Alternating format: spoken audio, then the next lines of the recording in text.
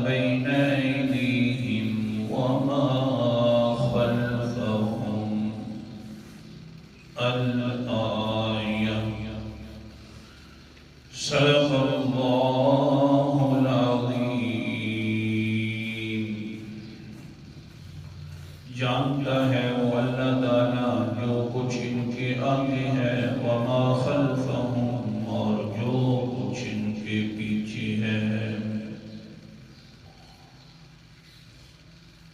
اللہ تعالیٰ نے آیت الکرسی میں چھٹی دلیل اپنا علم پیش فرمایا۔ آج کا سبق غور سے سننے کے قابل ہے۔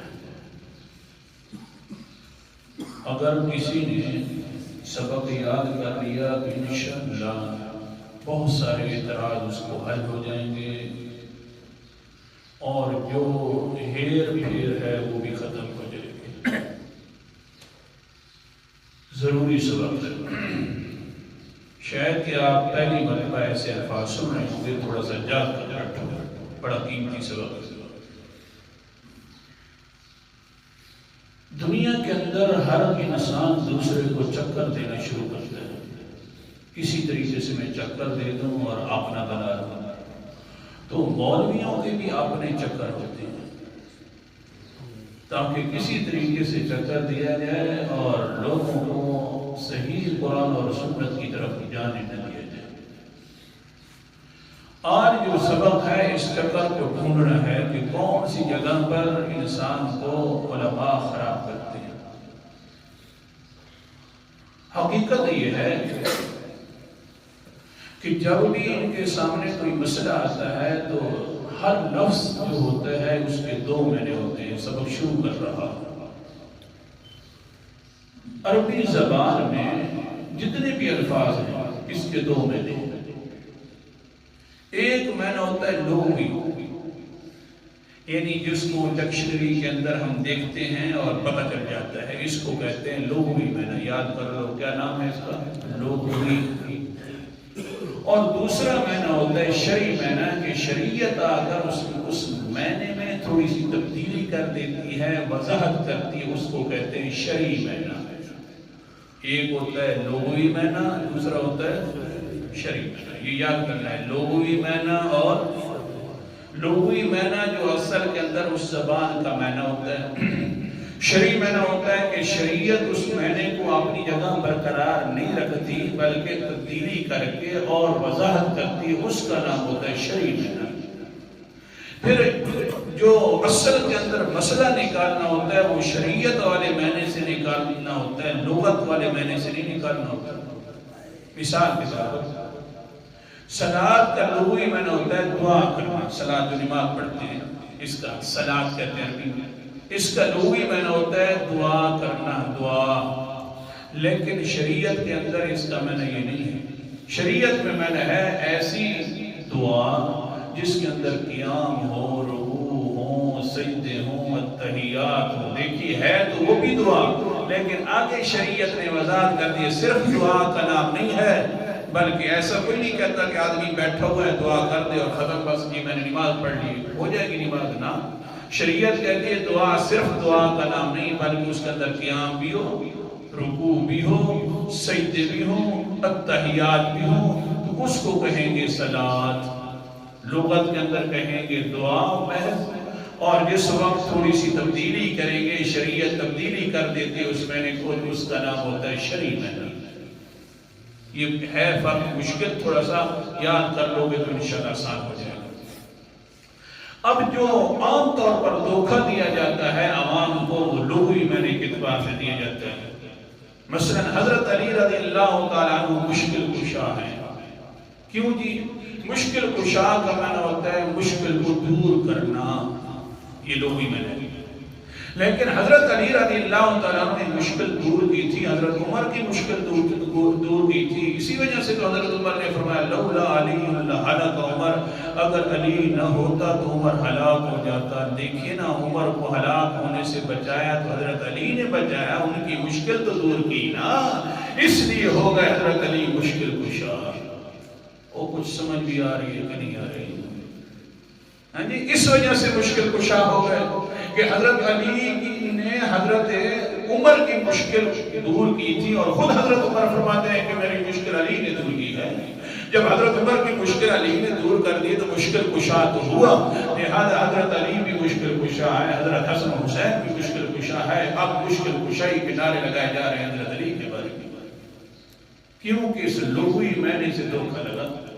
اور پھر کیا ہوتا ہے کہ پھر ہمارا داتا بھی مشکل کشا ہے، علی حجویری ماشاءاللہ وہ بھی مشکل کشا ہے رحمۃ اللہ علیہ، حضرت سلطان بہو بھی مشکل کشا ہے، بھی وہ بھی مشکلیں دور کر دیتا ہے مہربانی کی لغت کی دربار سے۔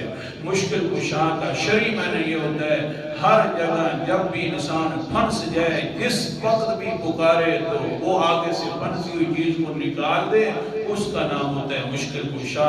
ایک مرتبہ اگر کسی نے مشکل دور کر دی اس کو مشکل کشا نہیں کرتے۔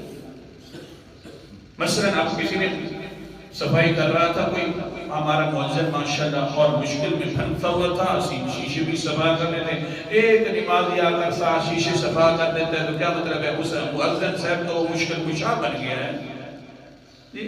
نہیں۔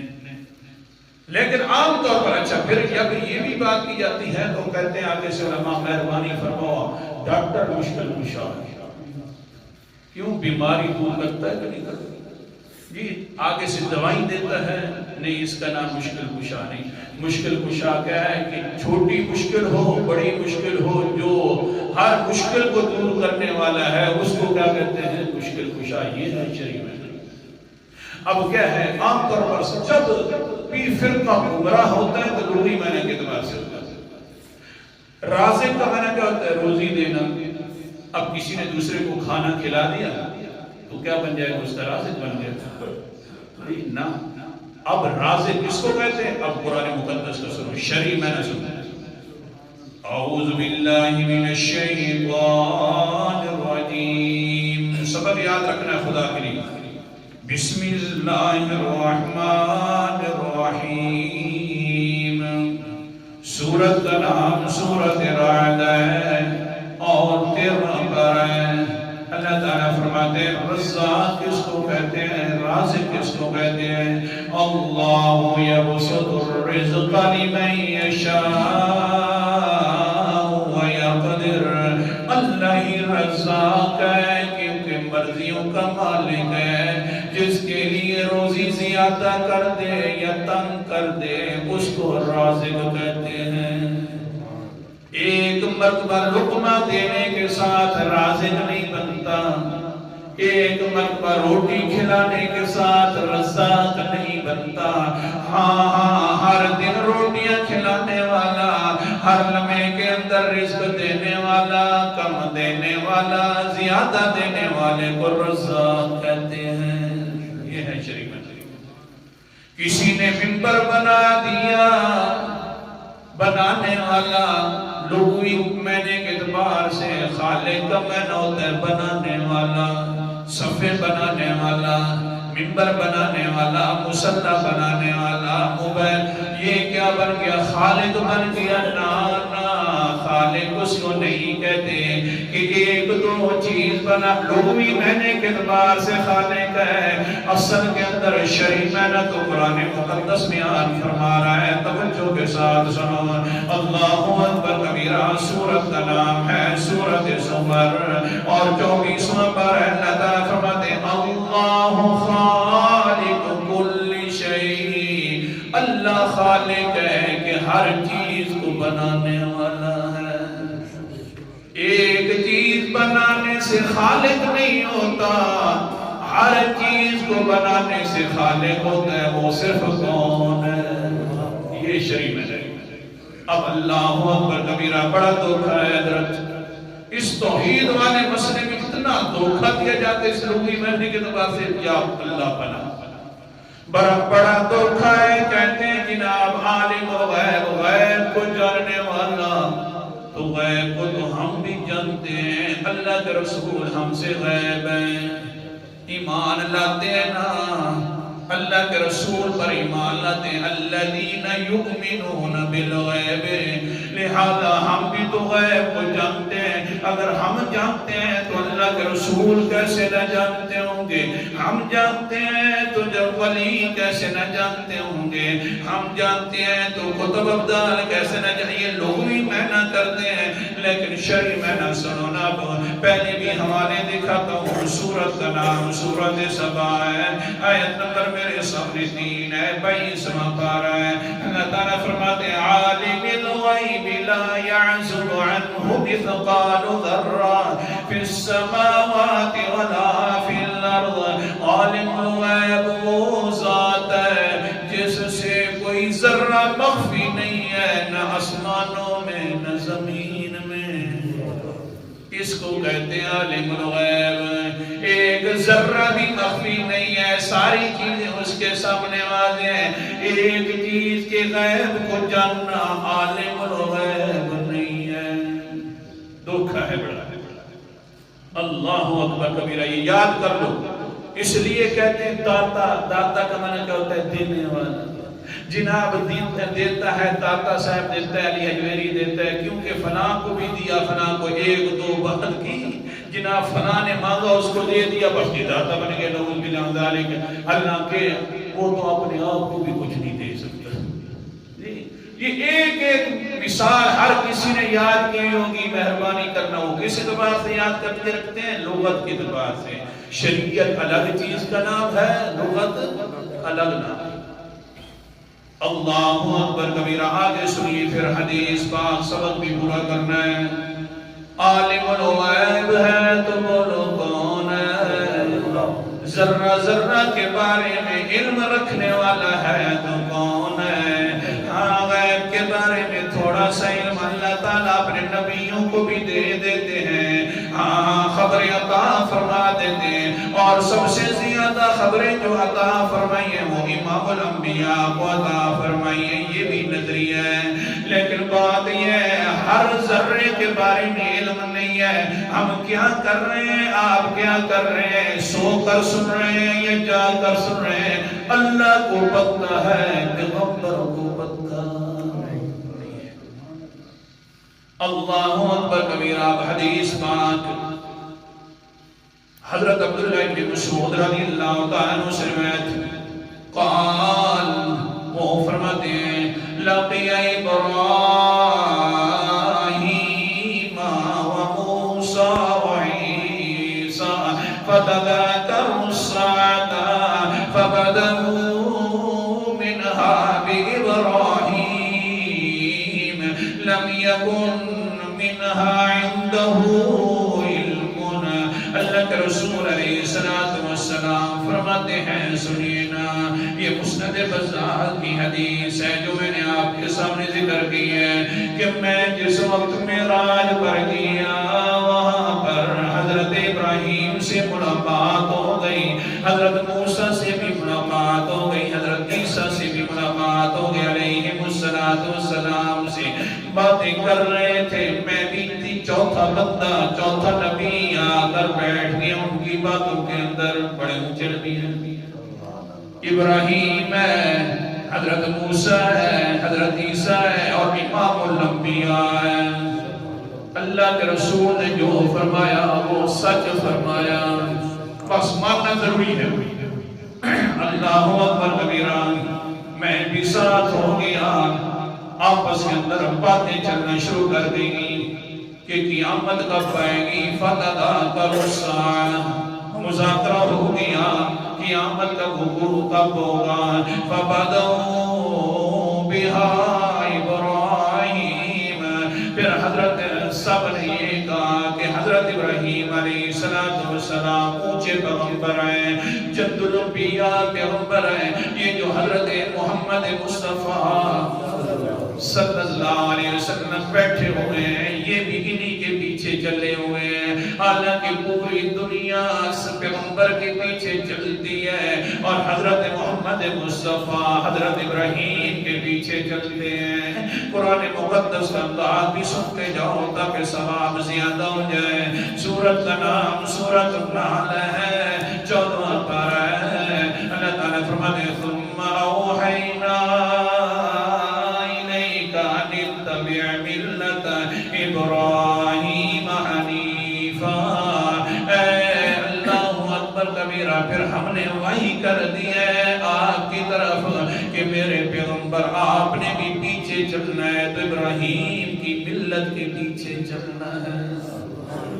بڑا اونچا پیغمبر ہے حضرت ابراہیم، لہذا انہی سے پوچھو قیامت کب آئے گی. سارے انبیاء کا جد الانبیاء پیغمبر ہے، بڑے نبی ہیں، انہی کی اولاد کے اندر. آگے سے اللہ اکبر. حضرت ابراہیم کیا کہتے ہیں؟ لم یکن عندہ علم. او لوگوں میرے پاس اس کا علم نہیں ہے کہ کب قیامت آئے گی. اس کا علم ہے تو صرف اللہ کے پاس موجود ہے. میں کچھ نہیں جانتا. اللہ ایمان عطا فرمائے صحیح طریقے سے. مسئلہ ہی حدیث روک رہا ہوں، حدیث ویسے یاد آ گئی. قال النبی صلی اللہ علیہ وسلم طوبى لمن رآنی وآمن بی. اللہ کے پیغمبر علیہ السلام فرماتے ہیں او انسان بڑا خوش قسمت انسان ہے اس انسان کو مبارک ہو جس نے مجھے دیکھا اور میرے اوپر ایمان لے آیا. صحابہ بڑی مبارک شئی ہیں، بڑی مبارک والی خوش قسمت والی چیزیں ہیں وہ. پھر آگے کیا فرمایا؟ طوبى سبع مرات لمن لم يرني وآمن بي. حضور صلی اللہ علیہ وسلم نے طوبى طوبى طوبى طوبى طوبى طوبى کہنا شروع کر دیا. 7 مرتبہ فرمایا. اس انسان کے لیے بھی بڑی خوش قسمتی ہے، مبارک ہے. 7 مرتبہ فرمانے کے بعد فرمایا لمن لم يرني وآمن بي، کہ جس نے مجھے دیکھا نہیں ہے اور میرے اوپر ایمان لے آیا ہے. 7 مرتبہ فرمایا. لیکن عقیدہ سن لو، ہم سارے مل جائیں اکٹھے صحابہ کا مقابلہ نہیں کر سکتے. وہ اونچی شخصیت والے ہیں لیکن پھر بھی مبارک کو دے کر گئے اللہ کے پیغمبر. اور ایمان بنتا ہے صحیح حدیثوں سے اور قرآن مقدس سے. اب ایمان کی بات کر رہا ہوں. اللہ کے پیغمبر حضرت ابراہیم فرماتے ہیں مجھے کوئی پتہ نہیں، بالکل شارٹ کر رہا ہوں حدیث مبارک کو. پھر ہاں سارے متوجہ ہو گئے حضرت موسیٰ علیہ السلام کی طرف. اللہ کے نبی ہیں، آپ بتلا دیں. اونچے نبی ہیں، کلیم اللہ نبی ہیں. آپ نے بڑی اللہ کے راستے کے اندر تکلیفیں اٹھائی ہیں، فرعون کا مقابلہ کیا ہے. آپ فرما دو. آگے سے حضرت موسیٰ فرماتے ہیں لم یکن لی عندہا علم. میرے پاس بھی قیامت کا علم نہیں ہے، اس کا علم ہے تو صرف اللہ کے پاس ہے. پھر جو فتراجعوا الحدیث الی عیسیٰ فقال عیسیٰ علیہ السلام اعید اللہ الیہ بما دون قلوبها لا نعلمها. حضرت عیسیٰ سے پوچھا گیا تو ماشاءاللہ روح اللہ ہے، اللہ تعالیٰ نے تجھے پاک کے علاوہ پیدا کیا ہے، تیرا بڑا شان ہے. آپ بتلا دیں. حضرت عیسیٰ علیہ السلام فرماتے ہیں کن کن سے پوچھو گے، میں ابھی سے فیصلہ کر دیتا ہوں. سارے انبیاء اونچے انبیاء ہیں، میں بتلا رہا ہوں لا نعلمها. سارے انبیاء قیامت کا علم نہیں جانتے. بس کرو ٹھیک ہے، صرف جاننے والا ہے تو اللہ ہے. اللہ اکبر کبیرہ. یہی بات کر دی حضرت محمد مصطفیٰ صلی اللہ علیہ وسلم نے. او لوگوں یہ مارکہ پیش ہوا، اسی طرح کا مذاکرہ ہوا تو مشرکین مکہ نے دیکھا ہاں اب تو پھنس گئے نا. حضور صلی اللہ علیہ وسلم جو بھی اشکال کرتے جواب دے دیتے. آج جا کر پوچھتے ہیں اس سے اور پھر شور مچا دیں گے دنیا کے اندر کہ دیکھو جی ہمارے سوال کا جواب نہیں دیتے اللہ کے رسول. آج جا کر پوچھتے ہاں بھائی بدلا کب آئے گی قیامت. اللہ اکبر کبیرہ. بس آ ہی رہے تھے پوچھنا شروع کیا کیا بات ہے. قرآن مقدس کا انداز، سورت کا نام سورت اعراف ہے، 9 پر ہے. اللہ تعالیٰ فرماتے ہیں يسألونك عن الساعة أيان مرساها قل إنما علمها عند ربي.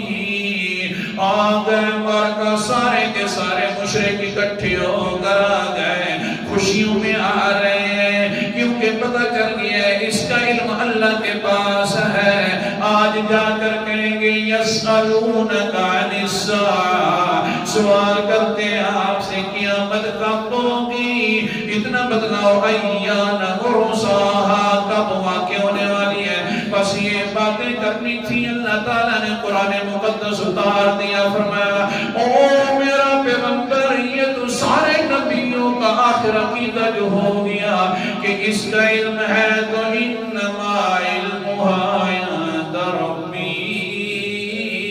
میرا پیغمبر آپ بھی فرما دیں کہ اس کا علم صرف اللہ کے پاس ہے، کسی اور کے پاس نہیں ہے۔